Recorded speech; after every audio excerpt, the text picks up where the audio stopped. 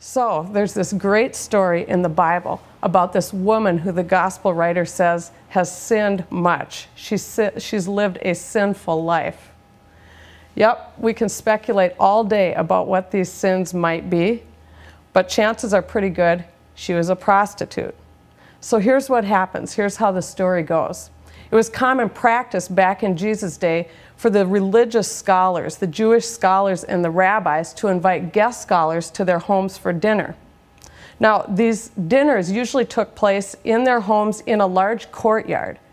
And the general public, anybody, was invited to come to the courtyard and just hang out and listen in on the conversation. So, Jesus, who is a Jewish rabbi, is invited by a Pharisee to his home for dinner. Now, all the general public comes, they hang out, and unlike today, it's kind of strange to try to imagine life without chairs, but in Jesus' day, you wouldn't pull up to the table in a chair.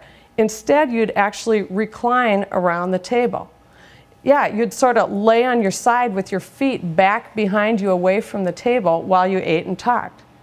So here's Jesus and all these religious scholars hanging out at the table, doing all the eating and talking, while the general public is just hanging out in the courtyard with the privilege of listening in on the conversation.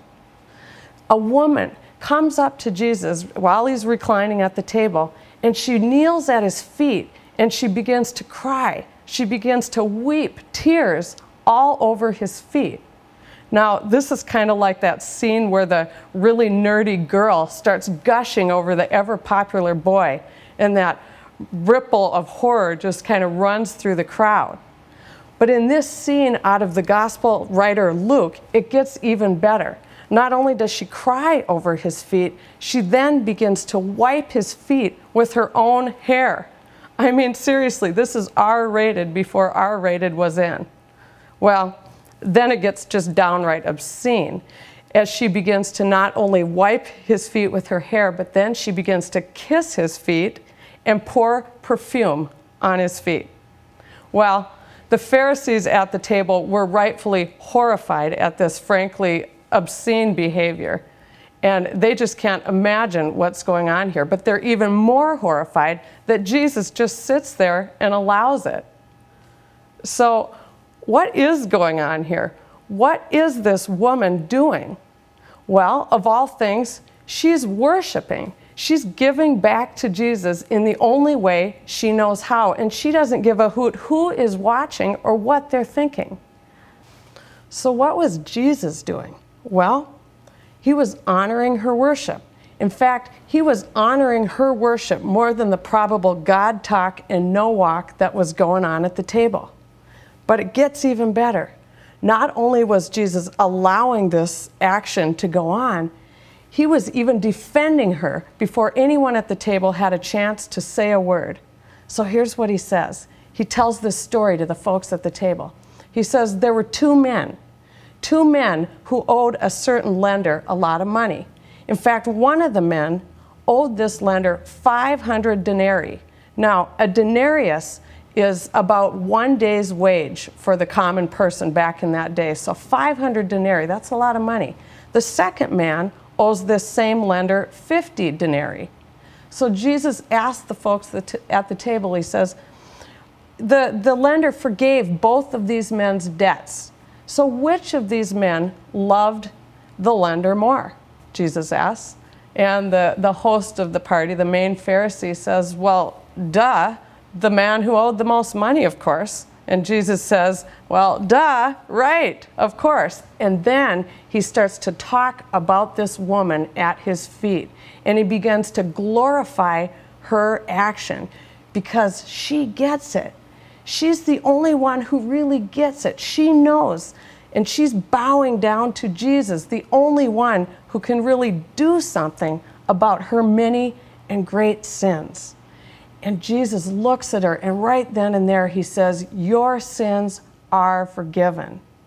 And the rest of the folks at the table, they just sit there wondering who this guy is, who thinks he can not only teach as if he's Jesus, but now he thinks he can even forgive sins as if he's God. What is going on here? Meanwhile, this woman, she just cries and sits at his feet because she knows She knows that Jesus is the only one who can actually forgive her sins and turn her life around. And she's worshiping. When she's crying and weeping and kissing his feet, she is worshiping. In fact, she's worshiping with her whole being, her whole life, and she doesn't care what anybody else in that courtyard thinks of her. You know, most of us worship all sorts of crazy things. We worship our families, our jobs, our careers, money, maybe our reputation or our social status. You name it, we worship it. You know, the word worship in the Bible is often translated as to bow down to or to kneel before. And so I tried something kind of disturbing. It was frankly kind of earth-shattering for me. I tried actually picturing myself, visualizing myself, physically bowing down to, kneeling before all these crazy things in my life that I give so much power to. So I tried visualizing myself actually kneeling down before myself and my reputation, actually bowing to my debit cards and my bank. I tried kneeling before my family and my work and my office space. It just sounds crazy, doesn't it? Just imagine it. But you know, at the heart of the matter of this whole worship thing is that we tend to bow down to all these things that we construct in our own minds to make us feel like we have value and significance. We bow down to all these things of our own making, and it's crazy. Why would we do this instead of bowing down to the one who created us in the first place? Why would we ever think we'd be set free by worshiping something of our own creation and our own power? Why wouldn't we think we'd be set free by worshiping the one with the power enough to create us in the first place? You know, I wonder in some ways if it just doesn't come down to this idea of bowing down. And I wonder if in some way what I bow down to, what I kneel before, might have something to do with how I walk. I really wonder about this woman that the gospel writer tells us about. I wonder what it was like for her to be turned from this prison cell of a life to this life of this obscene freedom. Freedom enough for a prostitute to sit and kiss and perfume the feet of this Jesus in full public view. I wonder if when I bow down to the things that I construct in my own mind to give me value and significance, I wonder if when I bow down to those things, I somehow, well, stay bowed down, almost knuckled under. And I wonder if when I bow down to the one who created me in the first place, I wonder if I'm not somehow stood up and not like a bad date. I wonder if I'm stood up as in made upright, made to walk upright, made to walk free, maybe even made to be free, to be real. I wonder.